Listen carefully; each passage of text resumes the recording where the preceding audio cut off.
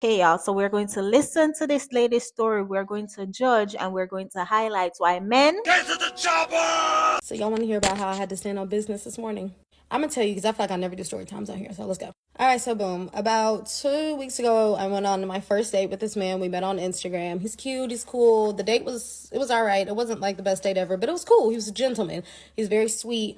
And I think what I really mostly like about him is that he's very like emotionally available. He's not afraid to talk about his feelings. And I love that. So that was like the Wednesday before Valentine's Day. And since then we have not gone out again, and I'm not a big texter at all. But we've been talking on the phone like every 2 days. So everything was cool until last Wednesday, which was Valentine's Day. I already had plans for Valentine's Day night, but he was like, can we at least talk on the phone on that night? I was like, yeah, sure. You can call me around 10 when I'm going to be leaving.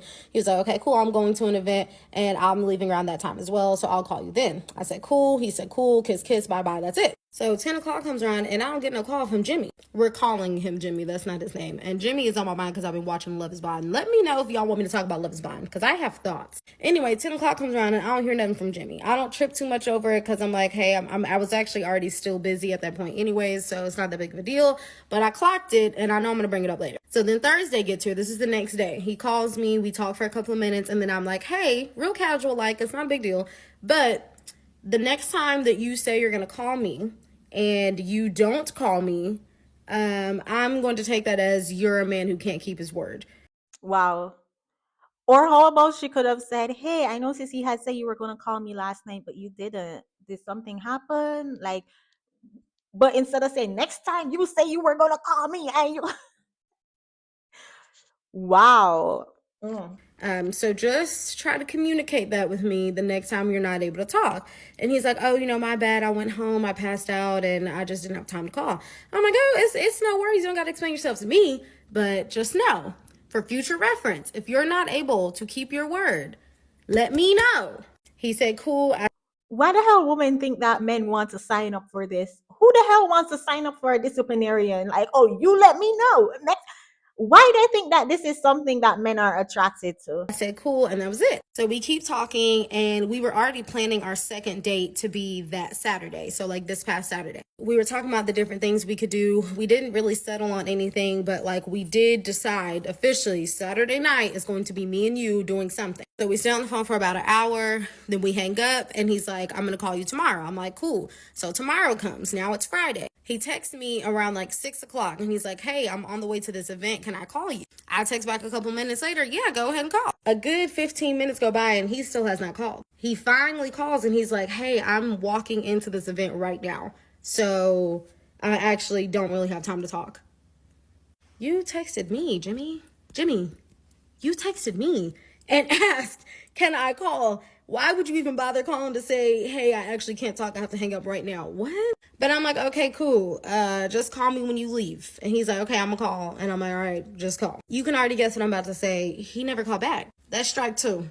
That's strike two, babes. Because we just talked about this. I already know it's going to be some people in the comments that say, I would have cut him off at this point. Baby, I don't care. I don't care. I got things I'm working on. And I know one of my things is I get real scissor happy. I love cutting people off and I oftentimes do it too quick. So my personal journey, my personal goal right now is to see things through all the way and not jump like based off of assumptions and just jump cutting people off. So you do what you're gonna do, I'm gonna do what I'm gonna do. Anyway, so in my head I'm like, that's strike two. And this is Friday night and we supposed to go out Saturday night and we still ain't really set an official date or time. Saturday morning rolls around. No call, no text. I have a date with another gentleman caller on Saturday afternoon. So I'm preoccupied. I'm not thinking about it. But by 2 o'clock, I'm like, okay, it's not happening. Wait. So why are you upset? She has a backup plan for the same exact day that she had planned a date with Jimmy. And she's wondering why she's getting the results that she's getting. These women entering the dating market trying to play games and expecting to get genuine results. Are we serious right now? It's not happening, and Jimmy's not happening no more either. So 5 o'clock rolls around and I'm leaving the date and I'm like, surely, checking my phone, surely I'm going to see Jimmy's name on here saying, hey, so sorry I haven't said anything, but here's what's going on, yada, yada, yada. Nothing. So I said that was the day his number got deleted. It's been deleted since then. Saturday night comes and goes, no text, no call. Sunday night comes and goes, no text, no call. Monday Good for Jimmy. and Good for goes, no Jimmy. text, no call. I've already forgot about him. By yesterday, I wouldn't even think about him. But what do I wake up to this morning? It's a text message from Jimmy. Hey. So Jimmy says, I'm paraphrasing here. Jimmy's like, I'm so sorry. I know I should have reached out before now, but basically Saturday afternoon, I was supposed to be spending that day with my daughter. And for some reason or another, I was not able to do that. So I didn't feel right spending time with you when I wasn't able to spend time with her. That makes sense to me, I guess, in a way. But I don't really care about why you're not able to do what you said you were going to do and why you haven't said anything until 3 days later, because it's Tuesday. But it's just not an excuse to me. I'm sorry. Because, like, at the end of the day, you are a man who has proven to me now 3 times that you can't keep your word. And a man without his word is not much of a man at all to me. I'm sorry. So this is the part where I had to stand on business. I texted him back and I said, hey, I understand and I agree with your choice and I get all of that.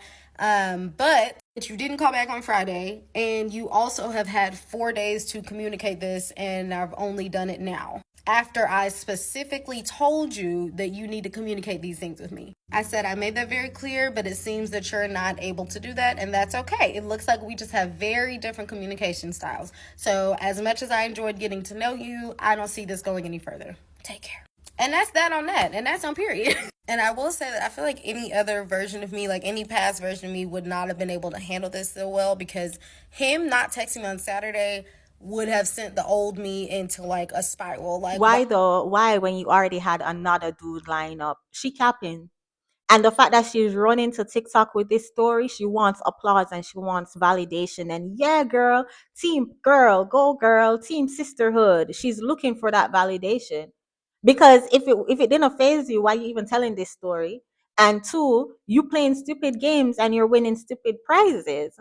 So why you phased? Why you why is he mad? not texting me back? Does he not care about me? Does he not want to see me? Are we not going on a date? Like, I would have been freaked out. But I've been putting in real work on loving myself and dating myself and filling my life with things that I want to do. So now when the men that I'm dating are not living up to like what I want, it doesn't feel like such a huge crushing blow to me anymore. Like, I was able to set my boundary, which is I need communication like this, and do what I need to do without it coming from a place of like hurt or anger or like screw you or he's not worth nothing anyways. Like, it doesn't always have to be that. I don't have no hard feelings against him. He just not for me. And I got to stand on business at the end of the day. And if I can set my boundaries, you can set your boundaries, girl. You got this. Like, don't get me wrong, she was valid in terms of saying Jimmy should have communicated. Jimmy should have communicated, but I honestly feel like Jimmy was lying with that excuse because Jimmy peeped her energy and realized that this isn't somebody he can get peace from. No. And which man want to sign up to date someone who gets on TikTok? Yeah, she has countless videos. This is her again. She has countless videos on TikTok complaining about men and relationship and just exposing her bitterness. Which man is going to want to sign up for that? Let's take a listen to this other video she has. Again, bitter as ever. If there's one thing I've learned dating men, it's that doing less will always get you more. Always. I feel like a lot of women have a tendency to think like when you start liking him, you're like, oh, okay, I like him. Let me cook him dinner. Let me see if I can pick him up from work. Let me buy his meal sometimes. You start thinking if I do all of this, then he will see what a catch I am. It's having the opposite effect, I promise. Have you ever heard a man be in a relationship with a woman or he's like, I liked her because she did so much for me? Was it a healthy relationship that it looked like you want to be? I like her because she was caring. I like her because she was feminine. I like her because she wasn't selfish. She reciprocated in the dating phase. I like her because once in a while she'll cook my favorite meal. Really? Jimmy probably heard this video and ran. Jimmy probably Jimmy probably got to the chopper. Get to the chopper! Okay, that's why he wasn't there on Saturday. He talking about he had to spend time with his daughter. Come on now, Jimmy. You know you were overseas. Part of? Did it seem like he respect her? Did it seem like he really loved her? Or did it sound like she was made? When men like you, they want to give to you. When men like you, no matter what they have, whether they rich, poor, or somewhere in between, they want to give to you because they know that that's what it's going to take to get more of her time. If I have to buy her lunch, I'm going to buy her lunch because I need some more of her time. If I have to pick her up from work, I'm going to pick her up from work. Whatever it takes to get some more of her time. If I have to get her tires fixed, then I'm fixing them tires. Whatever it takes to get more of their time.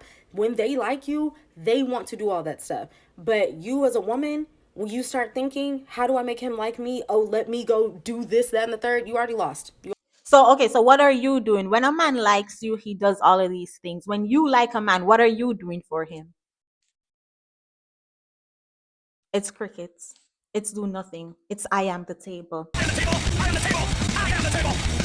And this is why Jimmy got his passport. Already lost because it looks like you're auditioning to be his girlfriend, and if you are auditioning to be his girlfriend, you're never gonna make it past the tryouts. I promise. I saw TikTok the other day. This is not about her. It's no hate to the creator before y'all start calling me bullies and all types of names in my comments. Not about her. It's just an example. But she was saying that she's been dating a man since June. It's October. She's been dating this man, and there's been multiple occasions where he's at work and he texts her and says, I'm hungry. I forgot my lunch. Will you bring me some food? So she's like, oh, yeah, sure. She will go get the food, buy the food, no reimbursement, coming out of pocket and never getting it back, and bring it up to his job like she's a DoorDash driver. That's what it was giving. It was giving DoorDash. And now she's told him, hey, I really like flowers. Will you buy me some flowers? Which you really should not even ever have to ask a man to buy you flowers. Personally, personal opinion, sorry. But he's supposed to have to ask her to get him food. Okay. Nonetheless, he said no. I'm not doing it. I don't buy women flowers. That man is in receiving mode. He's not in giving. He's in, his palm is open. It's open, and you keep putting stuff in it. You keep putting stuff in it. So why would he ever turn the tables? Now, for that specific situation, I think he really just don't like her that much. But that's not my business, and that's not my point. My point is, when you as a woman get in the mood where you keep giving and giving and giving, he's going to take and take and take and take. His hand is open, and he's not going to close it. He would be a fool to. Why would he stop taking when he could just keep taking? What do you mean? So when you get that urge, when that little voice in your head is like, oh, let me go cook him his favorite meal, even though he's never done anything to deserve this. Let me go cook him his favorite meal and drop it by his house. And then he will see what a good girlfriend I would be. You've already lost, babe. You've already lost. Give it up. Yeah, good for Jimmy. Good for Jimmy. And you know that even that flower situation, it's funny that she used that as an example. Because I remember listening to someone complain about this man who is paying all her bills, who is putting her up, who is providing protecting, who is a great supporter for her in her time of need. She was complaining that even though he was doing all of that, he wasn't buying her flowers. Man, this is some bullshit. Them gal ya wicked, them wicked, them wicked. Them gal ya wicked, them wicked, them wicked. And again, this is why I say, men, Get to the chopper. the juice is not worth the squeeze. Shout out to Jimmy, whichever part you at, Jimmy. I hope you're relaxed. I hope you are. I hope you're surrounded by feminine women who will ask you kindly, nicely, in a nurturing way, instead of talking about you need to call me when you. Yeah, in the words of Kevin Samuels. You can't make this shit up, people. But to big up y'all self, it is your girl Chantel. I know they're going to get upset because when you speak the truth and when you bring logic to the conversation, it just pisses them off. But get triggered if you must. I said what I said. Go check out this video next. Again, another entitled broad cannot seem to figure out why men aren't lining up to pick her. I will see you guys in the next video. Take care.